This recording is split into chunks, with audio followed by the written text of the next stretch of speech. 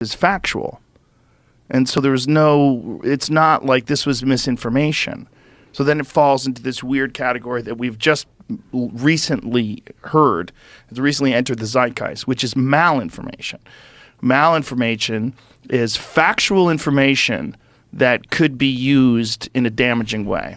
I know. Heather and I have been screaming about this one since the day that memo emerged. It's wild. Like, what the hell? You're actually going to put that on paper? Yeah, right? It's wild. But I think the answer to your question is we in the public are under the misapprehension that the game is about money. And the reason that we're under that misapprehension is that traditionally money has been a pretty good proxy for power. And what's happened is the game is still very much about power and control, but money doesn't mean what we thought it did. In what way? Well, I think we're being set up that, your ability to store wealth in money is dependent on rational policy, right? If somebody is going to print money in order to get themselves out of a crisis, then they're robbing you without ever gaining access to your bank account. So the value of what you've stored is under somebody else's control. Now, if you imagine that the power players understand this game, that they know that the way I would put it is this. Money has two values. One is as a means of exchange. Can you buy stuff with it? And money still works the way it always did from that perspective. The other is, can you store your wealth there? And at least with respect to dollars, it used to be the case that you could store your wealth in dollars. But the power players are aware that dollars aren't going to continue to mean what they have traditionally meant. And presumably they have other strategies for storing wealth in ways that they're going to be able to recover it after whatever happens.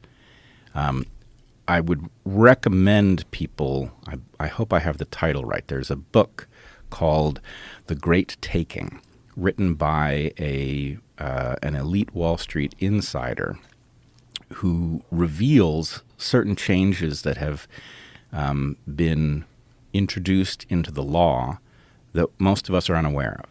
So, for example, there's a change in which you think you own a stock in the way that people used to own stocks. But stocks used to actually have a physical manifestation. You had a sheet of paper that you would put in your safe. And what has happened is you now own a stock and you can cash out anytime you like the way you always could. But if the entity, the underlying entity, goes bankrupt, then you don't actually own the stock. You actually own an IOU, which can be valueless. And we don't know this. In the public, we think we're trading stocks the way we always did. But what has happened is something that had a physical manifestation in which you could have a battle in a court about who owns this piece of paper is now not about a piece of paper. It's about a right. And that right has an arcane structure that most of us are unaware of. So the question is, at some point, do things that you think you own, do rules get revealed to you that tells you that you don't actually own those things anymore, and that your financial position is therefore not the one that you thought you were in? So, what do you think this strategy is about? Like, what do you think? Power and control. But do you think that this is the devaluation of money? What's the end purpose of the devaluation of money? Well, is it central bank digital currency? That is a mechanism for the ultimate purpose, which is power and control. And I should point out that in the way I think about things, I take that as an assumption. I'm not arguing that as a conclusion, although I do think you can discover that is the pattern by looking at all of the evidence about what the rent-seeking elites care about and don't care about. But I would say it is a comparatively safe assumption that it is about control and power because it's always been about that. In fact, evolutionarily, that's really why creatures look the way they do, right? Even, if you take a human being, for example, you're composed of something like 30 trillion cells of 200 different kinds.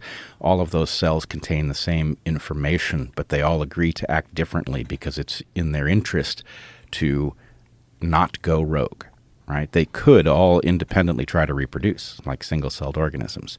But if they agree to collaborate, they surrender a lot of capability to reproduce. 30 trillion cells can produce a lot of offspring cells.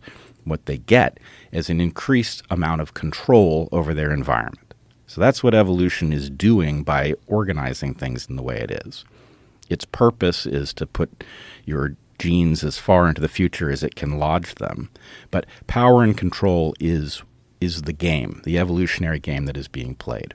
And humans play it differently.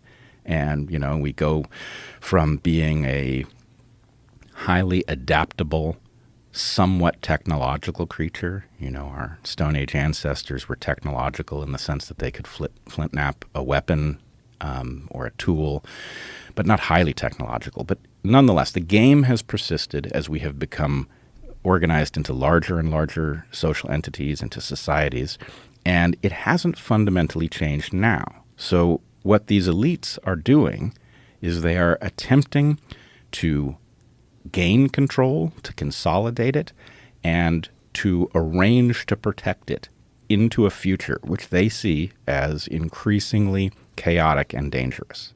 As the people of Earth become aware that they have no plan for the future, that most of us have nothing meaningful to do with our lives, that even the systems that feed us and sustain us energetically are built on rickety premises, they know that there's a reckoning coming, and so they're preparing for it. And, what you saw at the Super Bowl, or didn't see, but might have, is the distraction, right? The stuff that we are fed so that we'll think about things that other than our long-term prospects in light of elites who, frankly, don't give a shit about us.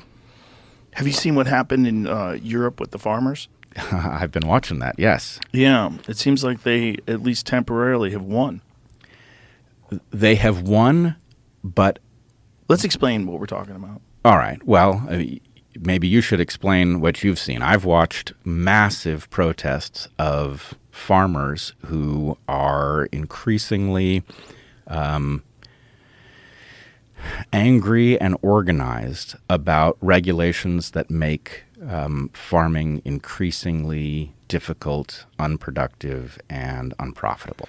If I was a conspiratorially minded person, what I would say is what they're trying to do is take over these farms. Hey, woman, since your man ain't got no heart, why don't you go to my apartment tonight and I'll show you a real man. There you go. What? Fuck you. Hey, woman, since your man ain't got no heart, why don't you go to my apartment tonight and I'll show you a real man. There you go. What? Fuck you.